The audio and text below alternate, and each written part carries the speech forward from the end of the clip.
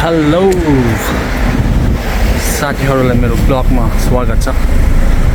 आज फेरि हामी तामाङ समाजले अर्गनाइज गरेको हाम्रो राज्य समाजको मोटिभेसनल प्रोग्राममा अहिले म जाँदैछु। प्लिज लास्टसम्म हेरिदिनु होला।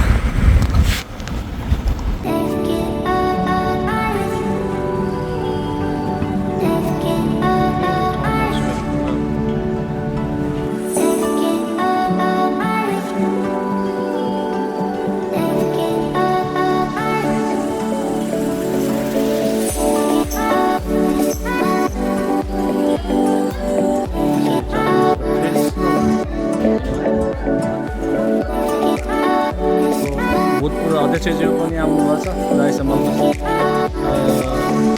वेलकमको लागि। अहिले हामी चाहिँ राज्य समाजको प्रतीक्षामा यहाँ बसिरहेछौँ।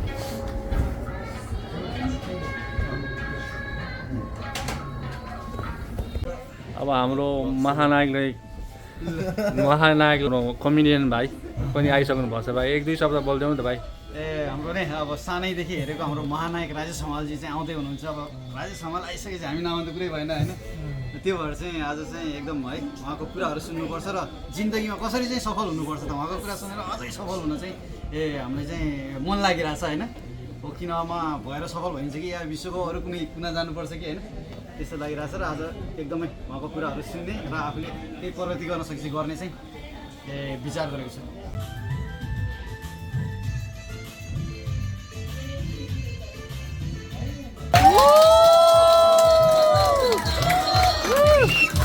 Welcome!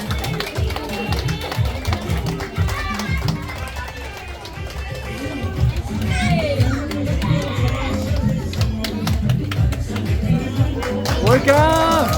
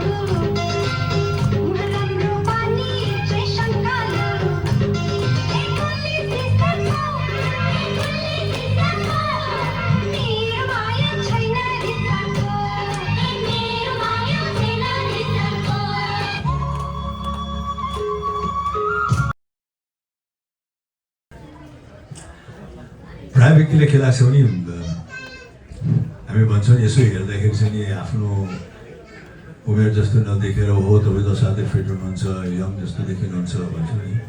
तर ध्रुव सत्य के हो भने व्यक्ति आफ्नो उमेरभन्दा यङ कहिले पनि देखिन सक्दैन। तर प्राय व्यक्तिहरू आफ्नो उमेरभन्दा बढी चाहिँ देखिया हुन्छ।